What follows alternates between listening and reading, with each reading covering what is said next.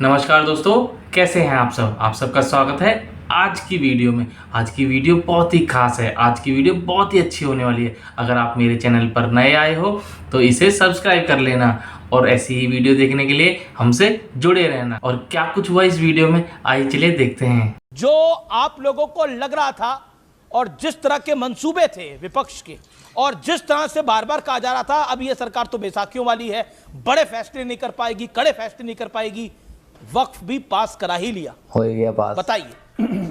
अमित जी, हमारे किरण रिजिजू जी जो हमारे मॉनेटरी अफेयर मिनिस्टर भी है, पार्लियामेंट्री अफेयर भी है, उन्होंने बोला कि मुसलमानों की गरीबी दूर हो जाएगी, पढ़ाई हो जाएगी, मेडिकल ट्रीटमेंट हो जाएगा, मुसलमान स्किल्ड हो जाएंगे, इनकम जनरेशन हो जाएंगे।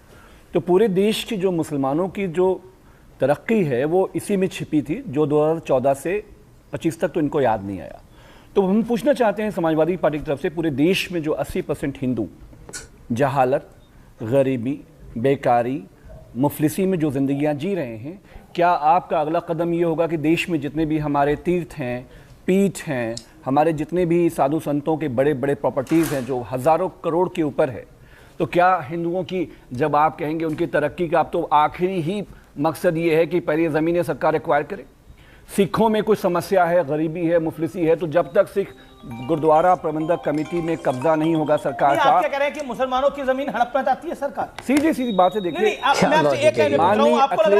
एक करके सारी बातों का जवाब देंगे। माननीय अखिलेश जी ने सीधे सीधे ये कहा है कि ये सरकारी सारी जमीनों को कब्जा करके गृह मंत्री श्री अमित शाह जी इस देश के बिल्डरों को बेचना चाहते हैं। ये आपको लगता है? ये आपको लगता है? We are principally against. Okay, Rizwan Ahmed ji, शुक्रिया। जय हिंद, वंदे मातरम।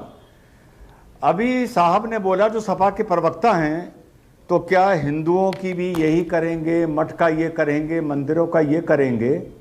भाई साहब को कोई ज्ञान ही नहीं है।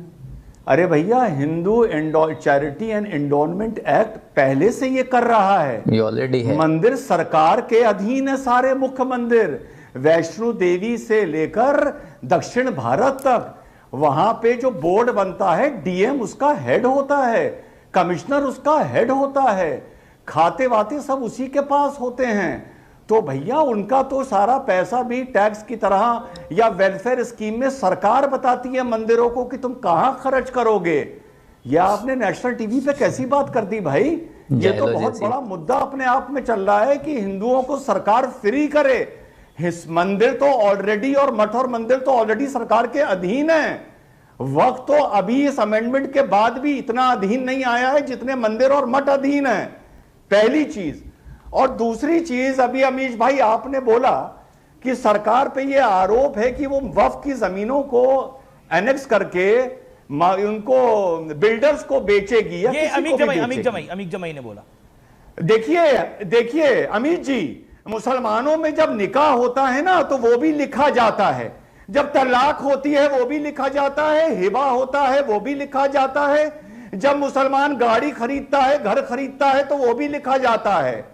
तो अगर तुम ऐसे कागज दिखा दोगे कि जिसकी जमीन थी उसने ये वक्फनामा लिख कर दिया और तुम्हारी उस जमीन में खसरा खतौनी और वो वक्फनामा लगा हुआ होगा, तो वो सरकार नहीं लेगी।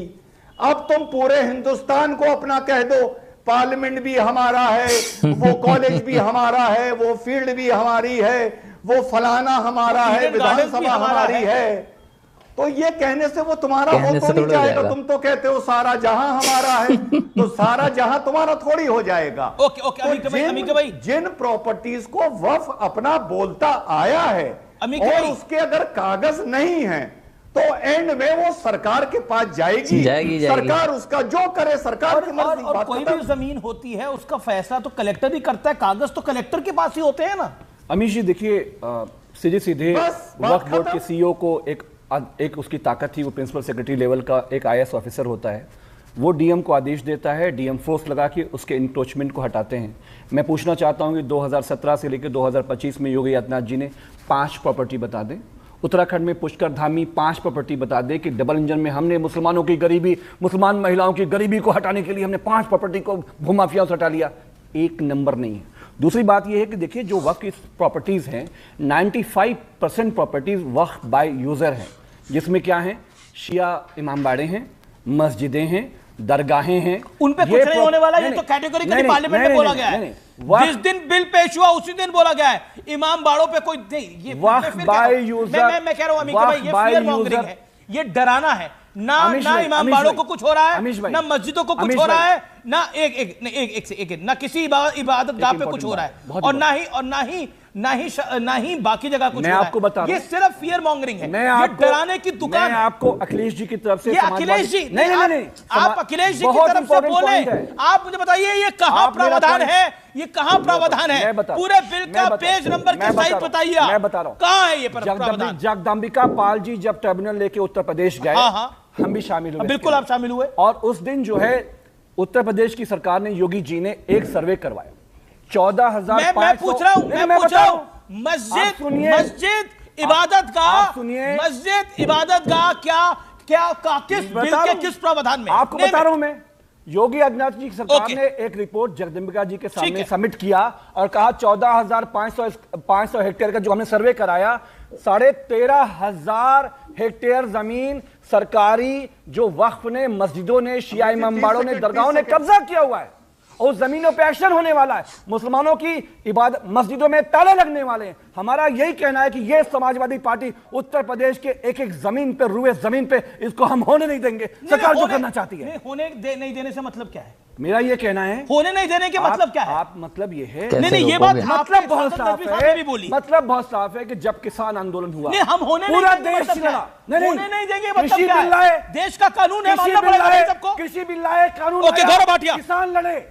ओके, चरण सिंह साहब गौरव भाटिया के खिलाफ था। ओके, चरण सिंह साहब को Rizwan, I will come back to you. Okay, लेकिन मैं कोट कर रहा हूं, अमीर जमाई ने बोला हम ऐसा नहीं होने देंगे। मुहिबुल्लाह नदवी, सांसद समाजवादी पार्टी, जो वक्फ बिल पेश किया गया है वो समानता के अधिकार के खिलाफ है। देश की दूसरी बड़ी संख्या कभी इसे स्वीकार नहीं करेगी। और गृह मंत्री अमित शाह का जवाब मैं कोट कर रहा हूं, एक सदस्य ने कह दिया कि अल्पसंख्यक इसे स्वीकार नहीं करेंगे। ये क्या धमकाना चाहते हैं रे भाई? संसद का कानून है, सबको स्वीकार करना पड़ेगा। यह कानून भारत सरकार का है, हर किसी पर बंधन करता होगा और इसे स्वीकार करना ही पड़ेगा। यहां पर अमीर जमाई करे, हम इसे स्वीकार नहीं करते। Gaurav Bhatia, your time starts now.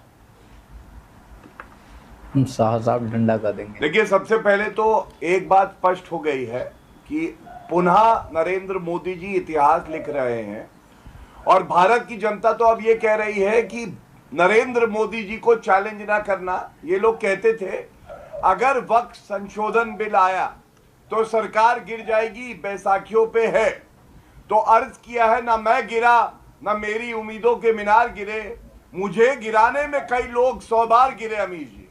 और जितनी बार ये कहते हैं ये नहीं कर पाएंगे, अनुच्छेद 370, ट्रिपल तलाक को अपराध बनाना, CAA, भव्य राम मंदिर, मोदी जी हैं तो मुमकिन है वो हो जाता है।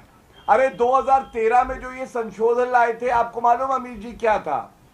1500 साल पुराना मंदिर तिरुचिरापल्ली में सुरंदेश्वर टेम्पल, और 1400 साल पुराना एक धर्म कहता है कि ये टेम्पल जो है ये हमारा, ये वक्त की प्रॉपर्टी है। खाता ना बही, जो मैं कहूं वही सही। तो दोस्तों, आप लोगों को ये वीडियो कैसी लगी कमेंट में जरूर बताएं, और कमेंट में जय श्री राम और जय हिंद लिखना ना भूलें। और फिर मिलते हैं आपसे नेक्स्ट वीडियो में, तब तक के लिए जय हिंद, जय भारत।